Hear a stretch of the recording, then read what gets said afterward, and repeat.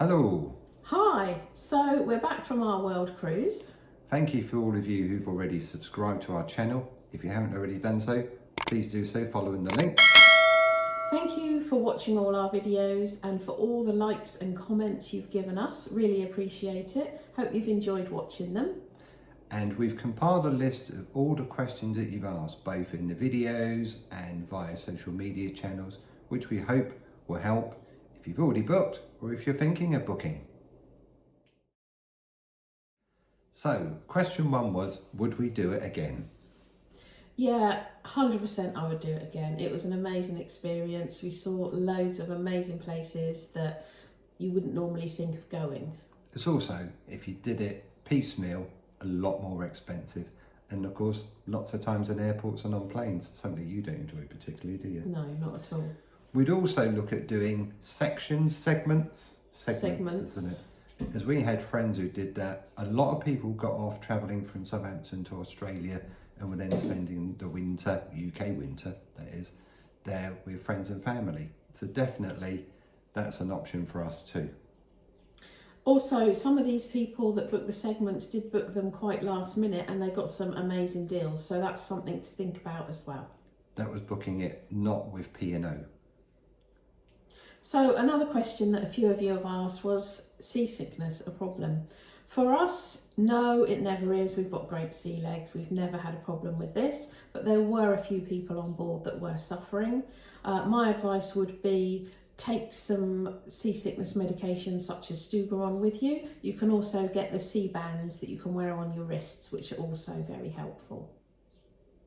The next question was, did the itinerary change upset our plans? And wow, definitely not. I actually preferred the new itinerary. The original one was going through the Med to a lot of stops we'd already been to. So the opportunity to visit South Africa, particularly Cape Town, was amazing. And I have to say it's one of the best stops that we did. We also got extra future cruise credit for the section that was affected, and so we booked another cruise.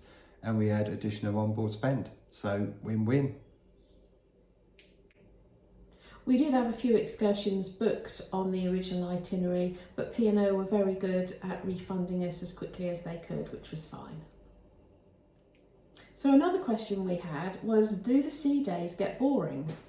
Short answer to that is no, not at all. If you're into doing your own thing, obviously you could just sit on your balcony if you've got a balcony, or enjoy some time up on deck. People who didn't have balconies, we noticed quite often, were sat on the deck chairs, up on the promenade. Equally, there's a huge range of activities to do. Sometimes they even crossed over, which could be frustrating on the odd occasion.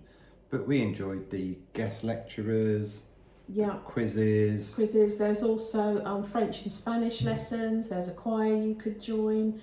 There was dance classes. There was art and crafts available, as well as a really well-stocked library. So absolutely not. There's no way you could get bored.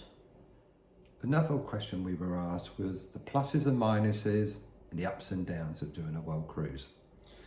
I have to say there were very few downs, but one of the only really frustrating things for me personally was the lack of time that we had in Nha Trang in Vietnam, which was due to a late departure from Hong Kong the night before, as well as a very poor tender operation. P&O just don't seem to be very good when it comes to that.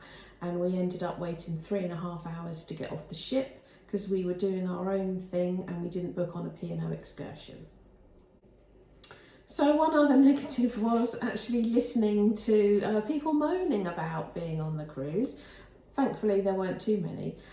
We just ignored them. For us, it was an amazing trip of a lifetime, and we're just so grateful to have been able to do it. There were many, many pluses. We've visited so many beautiful places, and we've made friends for life with some of the fellow passengers. Like-minded people who want to cruise, just living life to the max. Definitely. So another question was, what were the best and worst places we visited? Tough to pick a best one, realistically. A personal favourite of mine was Bitung because of how warm the people were in their reception. They were there when we arrived and hundreds of people when we departed, but lots and lots of amazing places. Probably can't really pick a best place. No, it's tricky. I absolutely love New Zealand. The scenery there was amazing, and Sydney was really special for us as well because we were able to catch up with our daughter who's there at the moment. It's also, in many ways, a toe in the water for finding places you'll revisit. For sure, like you said, we'll go back to New Zealand. New Zealand is just a breathtaking place, and 3 days, 3 ports, it's just not enough time to spend there. Worst one? Um, I didn't like Durban in South Africa. It was dirty, it was unsafe. We had a lot of warnings before we got off the ship about not walking in certain areas around the town or taking cameras or phones or jewellery or anything like that. But luckily we booked onto an organised excursion, which we have our video for, and we went to the safari park, which was really good. And I'd strongly recommend that you do an excursion in Durban and don't risk walking around the town there. The captain actually made an announcement as soon as we docked that if you did get off and walk along the road, which is outside where we docked, the police would pick you up and bring you back to the ship, and your visa for South Africa would be cancelled, which therefore means you can't get off in Cape Town.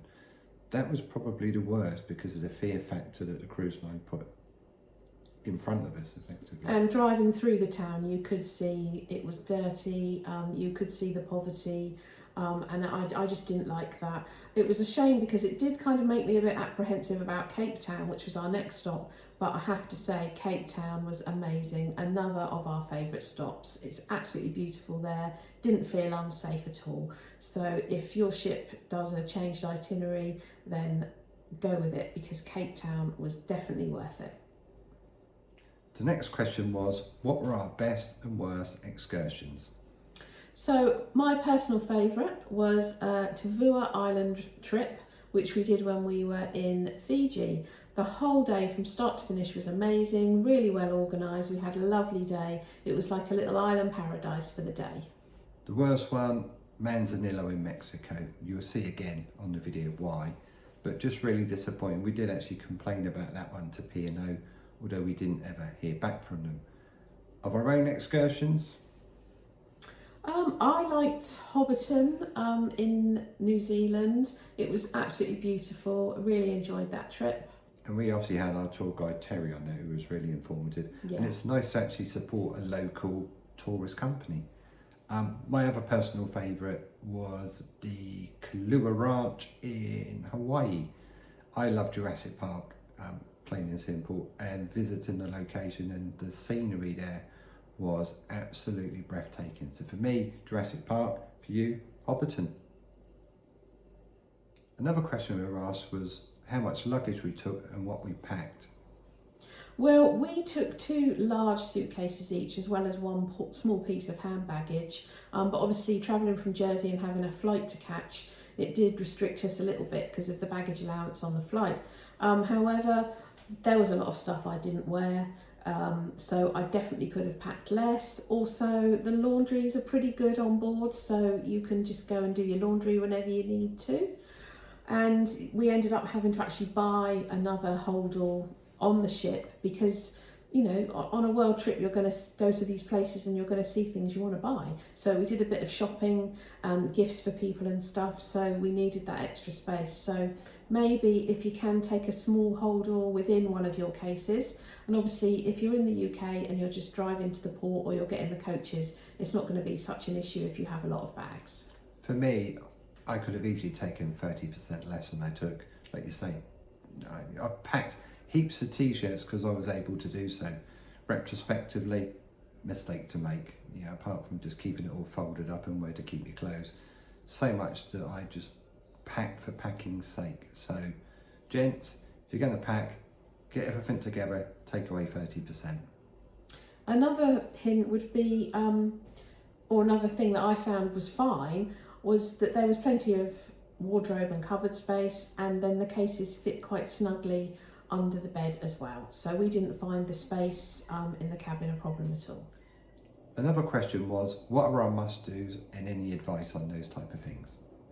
Well, a really useful thing for us was going to the port talks that were on not every day, but usually about a week before you're going to arrive in the port, one of the excursions team would come into the theatre and do a talk, not just about the excursions that were available, but would give us practical information about docking and what's in the local area. So I would really recommend that you go and watch those. Definitely. I mean, a surprise one was Brisbane. We docked, and don't forget you can dock in different places. It does depend, I guess, on the local availability. But in Brisbane, we were an hour from the city, which was quite a surprise. Luckily, obviously, we had an excursion booked. Another one, get up early, and if you're sailing into Sydney or on that part of the trip, get up early and watch the sail into Sydney. It's a once in a lifetime for me. It was amazing. Especially if you're on the port side of the ship, which I do recommend you try and get on, because you can just go out on your balcony, and we sailed past the Opera House, which was lit up. It was really, really spectacular. I really enjoyed that. In some of the stops, we also had local entertainers come on board. And again, if you can get back early enough, because they tend to come on the first day, do go and watch them for some really, really good local entertainment, people doing various things, mainly singing and dancing. Yeah, and it was the locals. I mean, in Honolulu we had some lovely children come on, and they were doing hula dances, and they were absolutely amazing and beautiful, and it was lovely to see. And again, in South Africa we had some local musicians and performers come on. So if you can get to see these shows, it's really worth it. And if you haven't seen those in our other videos, we'll tag a couple of clips on here now for you.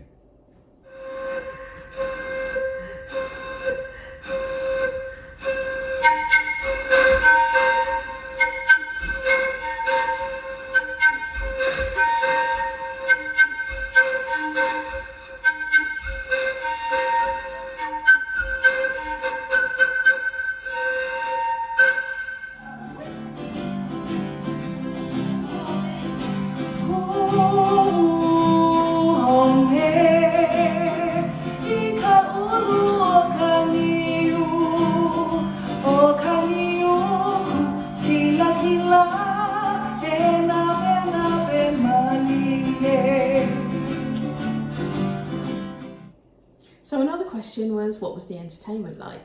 P&O's on-board, on-house, in-house entertainment teams were great. The headliners theatre show team, great. And Pulse, probably one of the best pulses we've ever seen. Yeah, they were really good. Also, there's a lot of guest performers that come on at different stages throughout the trip. Some of them good, some of them not so good. We had a couple of Aussie comedians, which I just don't think they appealed to a mostly British crowd. But we also had quite a few celebrity, if you call them that, entertainers coming on. So we had Cheryl Baker and Mike Nolan from the Bucks Fizz. They were making their mind up around the pool. Great fun. And then we had Linda Lusardi, who did talk about her life, if you could call her a celebrity. Who else was there? We had Joe Pasquale. I went to see his talk on his career, and he was belly laugh hilarious. Really was. Absolute nutcase, but really, really funny. And then we had a chap from The Chase. Sean Wallace from The Chase. He was really good. And Sean actually got involved in a lot of the quizzes, probably more than any of the other celebrities that we had on board. And Nigel Marvin was one of the guest talkers, the wildlife presenter, and he was really, really interesting as well. So all in all, we really enjoyed the entertainment. So here's a little clip of some of the entertainment that we had on board. Just as long as you're here in my arms, I could be in all that place. Simply up there.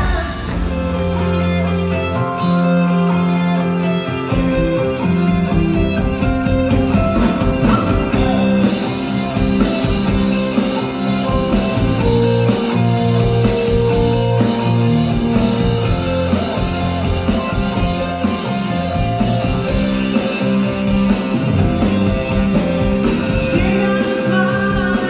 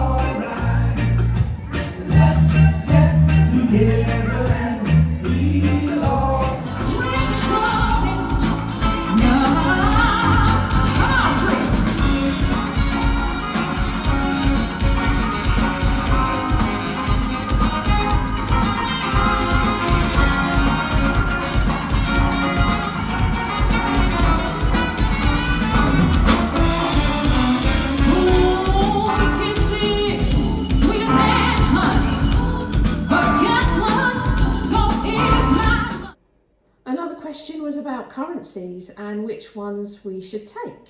Now we took US dollars in small denominations, a lot of $1 bills, tips and such like, particularly handy with those.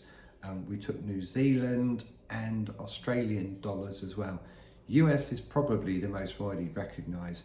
We also have one of the Revolut bank cards, because then you can chop and change currencies as you go, so you don't need to leave money stranded in a currency you're never going to use again.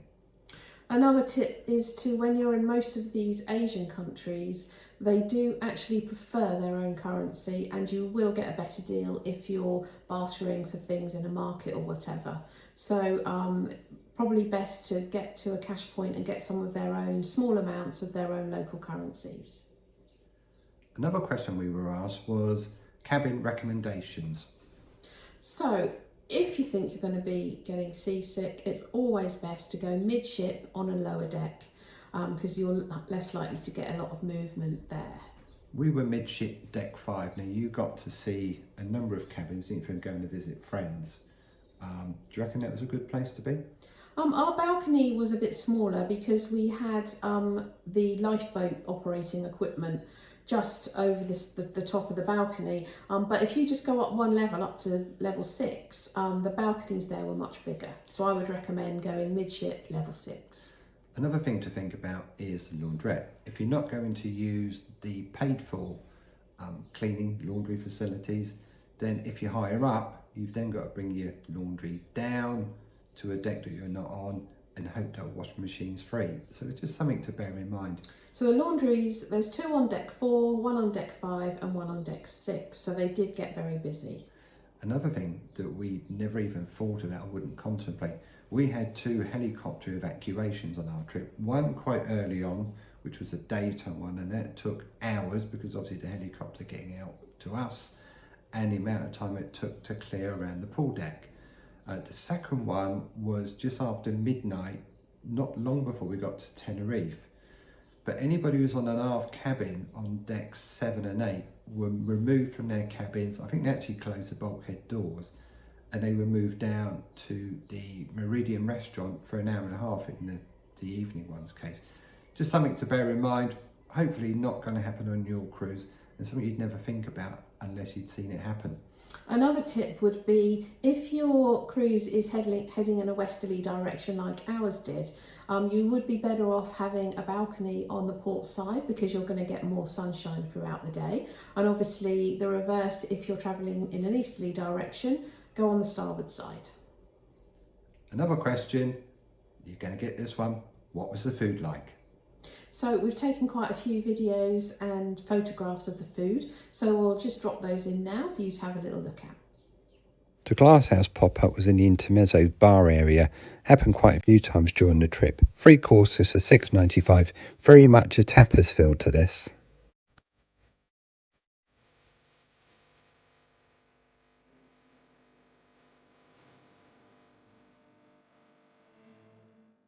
So another pop-up was the beach house, and they did this I think about 3 or 4 times in Sindhu at evening times, and there was a cover charge for this. It was really good.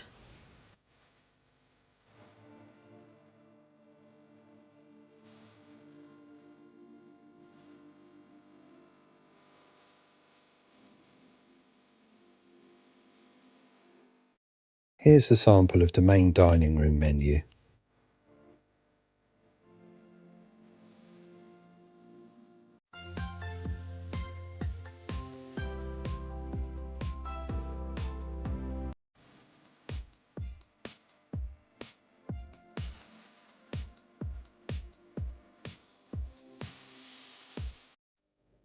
So another really common question was about the drinks package. Should you buy it or not? Now, we're not big drinkers, but we worked out that to get your money's worth from the standard alcohol package, you need to drink 10 alcoholic beverages a day. P&O are not expensive. A cocktail was £7 or thereabouts, and a pint of beer £5.50. All right, you have a lot of sea days on a full world cruise, but equally you've got a number of shore days. And if you're not getting back on board till 7 o'clock at night, you'd really have to drink a lot to get your money's worth. Yeah, it's way too much. It's almost forcing you to drink 10 alcoholic drinks a day, which obviously isn't good for your health at all. So we always prefer to just pay for the drinks as we go, and we did have some onboard spends, so we just used that. Equally, you can buy alcohol when you're ashore. Now, I know they say you're not meant to bring it back on board. We never saw anybody challenged when we were out at port stops, and you can get a litre of spirits per person when you start a new segment of the trip. So equally, you can get alcohol and keep it in your cabin. We would say no to alcohol packages. Another question we were asked was, were Wi-Fi packages worth it? Now, we, for the first 2 months, or just over, didn't have the Wi-Fi package. We'd buy it once a week. Paying daily for the fastest package was £24 a day. Now, when we boarded, people, if you booked probably before or on boarding day, Wi-Fi first few days was £12 a day, so you're paying double to have a day's worth. But as we got further into the cruise, I'll post a couple of pictures, the Wi-Fi prices really did jump up, and actually went down and questioned P&O because it went up 20% in a 5-day period. They just said the prices are made up by head office. So if you are going to buy the Wi-Fi, just bite the bullet, buy it before you board because it is a bigger discount. We paid almost £500 and we got the Wi-Fi when we left Singapore. So Wi-Fi for us wasn't essential, but you will save a lot of money buying it early on, realistically. Another common question is, what visas should you do before you board? So before we got on board and we decided to do the visas ourselves, I think P&O do recommend a company that you pay for that will sort the visas for you, but it's not complicated, and I think it's a lot better to just do it yourself. So we did our US ESTA and we did the Australia and New Zealand ones before we boarded. We had Sri Lanka, and typically we didn't actually go to Sri Lanka, so that's a waste of money. We would say just get the main free. The rest can be arranged on board. Just FYI, the New Zealand one, they asked to check before we got to Honolulu, wasn't it, about 3 or 4 days before. I'd mistyped my passport number, so even though they don't ask to physically see them, they do check your passport numbers. I then got called down to Meridian Restaurant, as they said I didn't have a visa. Easily corrected. But there were people there who were complaining that they paid P&O's preferred visa arranger and they'd actually been given the wrong visas. So they then had to pay, and P&O arranged new visas while they were on board. Bit of a flaff, but do the main free yourselves and do the rest when you're on board would be our advice. And make sure you put in the correct passport numbers so you don't end up having a problem like John did. Oops. Another question was about the laundry. Were they busy? What were they like?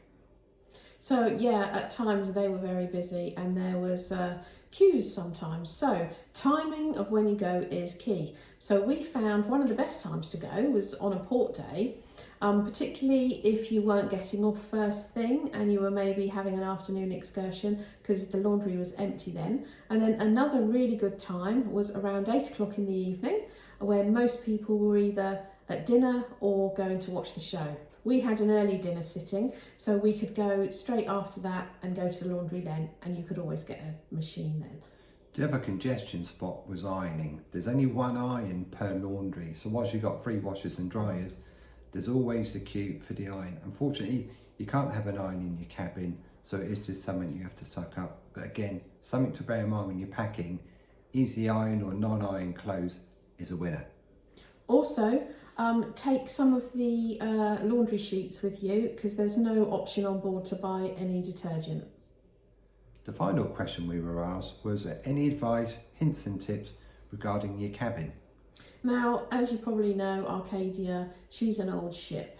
So we were quite limited on power points to charge things up. I took a power bank, again I'll post a little video clip on the end of this, just to allow you to use multiple chargers. We also took plugs and devices for UK, US and EU to really make the most of the plug sockets in the cabin. There's only one UK power socket in your cabin. Another one is they do provide you with some binoculars, but I have to say they were rubbish. So I would say take your own binoculars with you. This is really, really useful, particularly for looking for marine life. We saw lots of whales and dolphins, and also as you're coming in and going out of port, you can use the binoculars then. So definitely take some binoculars with you. All the walls and the doors in your cabin are magnetic, so you can buy on Amazon hooks, and it's always handy to take something to maximise your wall space to allow you to, I used to hang hats on an extra hook, but we use coats and extra things. So there's magnetic walls, take from Amazon or your local supermarket some extra magnetic hangers. The other thing we did was the TV's currently on Arcadia, because she's due a refit in November of 2024. The TV and entertainment is pretty bad. The picture was snowy, the TVs are old, and pretty much everything was on the loop. You know, one day Taken with Liam Neeson was on about 3 or 4 times in the same day.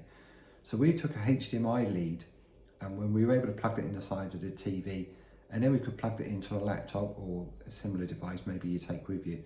So take a HDMI lead that you can plug into one of your devices from home. Equally, if you're going to take gadgets with you, set them up before you go home. So we had an issue where I wanted to use my MacBook, but it wanted to get authentication from my iPhone, and we only had Wi-Fi on one device. So we then couldn't link the two across. But HDMI lead, and I also took a USB disc with me, which has some movies on. Again, just gives you extra options for entertainment. And lastly, you have a 10 tog duvet on your bed. This is way too hot for us, so we did ask our cabin steward to take the duvet away and just left us with the empty duvet cover, which was more than sufficient because it's very hot, and we found the aircon in the cabin wasn't particularly good. There are a limited number of power sockets in the cabin, and they're only on the desk area. So you have US style, a couple of, 3 actually, 1 European and 1 UK. So what we've done is bring a power bank with us, so you can charge multiple USB items, but put an EU plug on it because it's just plugging at this end. That then gives us 6 additional sockets to charge multiple things if we need to do so. I've also brought in my main UK plug for my phone. I'll plug it in. Now with many of the smartphones, if you actually put them on charge sideways, what you get is a nightstand. That's what Apple call it. So basically an alarm clock that goes to luminous at night. So it's great because you haven't got a bedside power socket to charge your devices. If you want to check the time in the middle of the night, a nice, easy, handy way to do so. So that's it. That's your questions answered. Thank you for sticking with us. If you've got any additional questions, please leave a comment and we'll happily answer those for you. So I hope you enjoyed our whole series of vlogs on the World Cruise. It was an amazing trip. Highly recommend that you do it. So please continue to like and subscribe. Also, we will be doing some more videos on other holidays and trips that we've done, as well as our future trips that we've got booked. But that's it for now. Thank you very much. Continue watching and we'll see you next time. If you enjoyed this and would like to continue following us on our travels, please consider subscribing to our channel. And give us a like. And if you have any questions or comments, please leave them below.